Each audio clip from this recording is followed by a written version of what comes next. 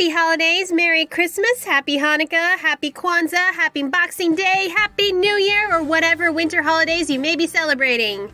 I'm DF, and welcome to Beauties and Beasts, the podcast on all things Beauty and the Beast. Whether it be TV show, movie, or book adaptation, if there's a beauty and there's a beast, I'm gonna talk about it. So, it's Christmas time again, and there's a Beauty and the Beast story we tell every single year in many different forms. And this is the classic Christmas tale of the Nutcracker. There are so many versions of this, it might as well be its own podcast. Seriously, no two video or stage versions that I have seen are exactly the same, not even plot-wise. And yet they all seem to share in common that there is a Nutcracker and that it uses Tchaikovsky's music as a soundtrack. And in almost all of them, there is a Beauty and the Beast type relationship between a cursed Nutcracker and a young girl, which sounds questionable out of context. We all know it's a tale as old as time, 'cause we've heard it over and over again. So before we begin, I'd like to thank my loyal $5 plus patrons, Anime Guy 1101 and TyrannosaurusVenom. Thank you for your continuing support. You too can become a patron today and help improve the quality of my videos and podcasts. And hopefully, someday I will be able to do my creative work full-time in the future. Just click the green button in the right-hand corner of the screen if you're listening on Podbean. Or if you're listening on YouTube, click the link in the description below. Just pledging at least $1 a month will make all the difference. As a special Christmas gift, all bonus patron episodes, which were once available to just $10 plus patrons, are now available to $5 plus patrons. Listen to my new review on the movie Frozen 2, $5 plus patrons only. Or if you can't make a monthly commitment, buy my merchandise on Redbubble under the name Disney Fanatic 23. It may be too late to order in time for Christmas, but it is never too late to be giving. Or you can donate to my monthly live streams. A thank you to all those who donated in the last charity live stream for the Make-A-Wish Foundation, especially Bella Pink Savage. I may be doing a small live stream for New Year's. Just remember that 10% of December earnings will be going to Make-A-Wish from live streams, Redbubble sales, and patron pledges. So far, we have raised a total of $38.50. That is a whole lot more than we raised last year. See if we can get up to $40, or, dare we say it, even $50 by the end of December. Remember that you'll be making some sick children very, very happy. So, The Nutcracker and the Mouse King, or in its original German, Nutcracker und Mauskönig, was written by Prussian author E.T.A. Hoffmann in 1816.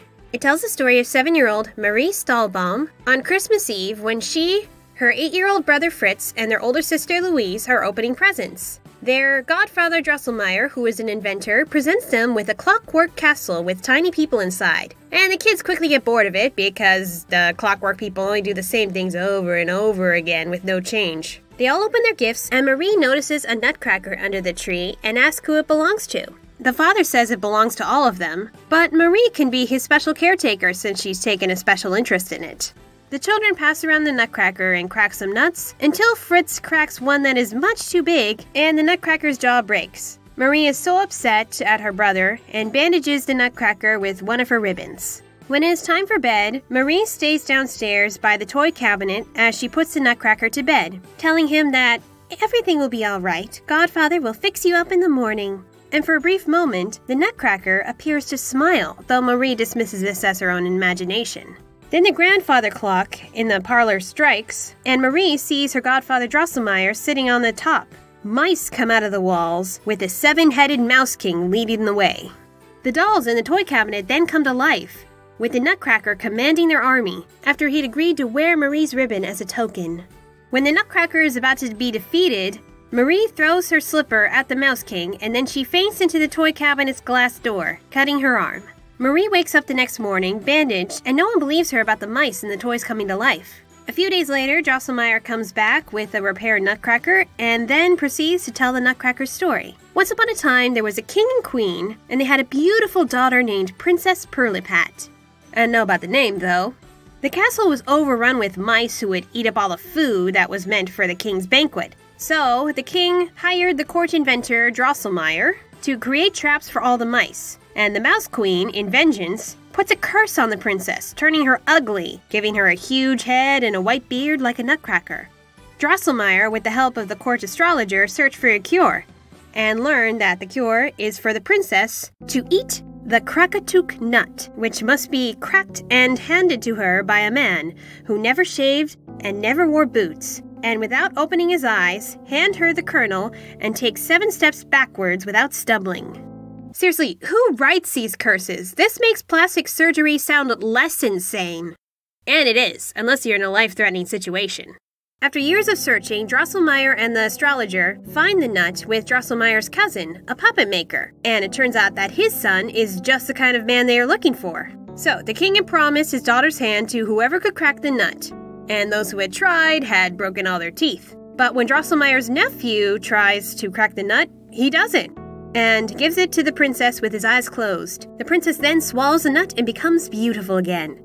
But as the nephew is taking the steps backwards, on his 7th step, he steps on the Mouse Queen, crushing her, and he stumbles. And as a result, the curse is inflicted upon him, and he becomes a nutcracker. And the petty, ungrateful princess refuses to marry him now that he is so ugly. Well, he had no problem marrying you when you were ugly. Back in the present, night falls, and the Mouse Queen's son, the Mouse King, comes into Marie's room, threatening to kill the Nutcracker unless she surrenders her sweets and dolls. She does this reluctantly, but it's not enough for the Mouse King. He still comes back. And so the Nutcracker tells Marie that he can fight the Mouse King if only he had a sword. And so Marie gets one from one of her brother's soldiers. Next night, the Nutcracker returns to Marie, carrying the Mouse King's 7 crowns, and then takes Marie away to the Doll Kingdom, showing her many wonderful and beautiful things until she falls asleep and wakes up again at home. Of course, her mother doesn't believe the stories of the Nutcracker and the Doll Kingdom, and tells her not to speak of these childish dreams anymore. Years later, Marie sits in front of the toy cabinet and tells the Nutcracker that she would not be like the Princess Perlipat, and she would love him no matter how he looks. And then there's a bang sending her backward, and then news comes of Drosselmeyer's nephew arriving. Human again, now that the curse is broken thanks to Marie's love. She agrees to marry him, and in a year and a day, he whisks her away to the Doll Kingdom, where they are married and crowned king and queen. It's very interesting how most stage and film adaptations don't follow this particular plotline. The closest I've seen, and my personal favorite, is a Canadian animated version from 1990, The Nutcracker Prince. I know the biggest question that all of you might be asking is, why is the female protagonist called Marie and not Clara? Clara is the name you all remember, right? Well, you can thank Tchaikovsky for that. For starters, the famous ballet in 1892 was adapted not from Hoffmann's original version, but Alexandre Dumas's French adaptation in 1844, L'Histoire d'une casse-noisette, The Tale of a Nutcracker. A lighter version by, ironically, the same guy who wrote The Three Musketeers and The Count of Monte Cristo. Big jump from his usual manly, dark adventures. When Tchaikovsky adapted the story for his ballet, he changed the name to Clara, which, if you ask me, is a more memorable name than Marie. When the ballet was first performed in St. Petersburg, it was a total flop. I know, unbelievable, considering it has become the most performed ballet in history. Tchaikovsky was ahead of his time. And you hardly see a single film adaptation of the Nutcracker without the music of the ballet. So let's take a look at the meaning of the story.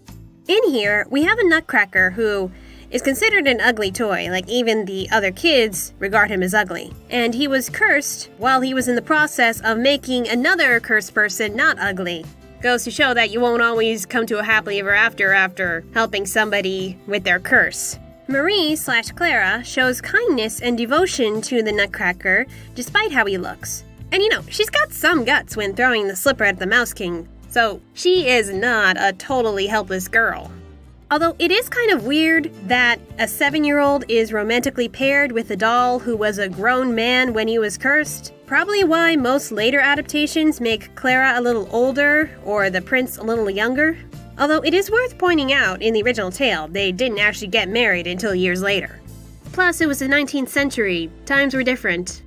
Other changes that have been made over the years include making Fritz the younger brother, excluding the sister from the narrative entirely, as she actually didn't have much of a role to begin with, altering the Nutcracker's origin story, giving Clara some more heroic moments, such as in the Barbie version and last year's movie The Nutcracker and the Four Realms. The weirdest one I saw was the Nuttiest Nutcracker, where the Mouse King is trying to marry Marie. It was kind of weird, but you know what? I kind of like the concept. As I've said, fairy tales get altered time and time again, like Beauty and the Beast, but the themes remain the same overall. In the case of the Nutcracker, these themes are that looks can be deceiving, kindness and bravery will be rewarded, and mice are evil. Wait, what? Mice are evil, but ugly nutcrackers are good? I take it back. This is a mixed message here. Poor mice, it gets such a bad reputation. So, I will be taking a short break from the main episodes until late January, as it is the holidays and there's so much to take care of. But I will be returning with the topic of my favorite DreamWorks movie, Megamind. And if you're a patron, keep on the lookout for some new mini-sodes that will be coming out just for you. Become a patron today and you can listen to all those bonus episodes. And stay tuned for the New Year's live stream. Be talking about stuff like our New Year's resolutions and do some more voice requests in exchange for donations. It is not too late to donate to the Make-A-Wish Foundation. Just a couple short weeks left in December. Until next time, remember that true beauty comes from the kindness you show unto others, and your kindness will not go unrewarded. It was certainly rewarded for Clara. Marie... No, Clara's definitely better. No contest.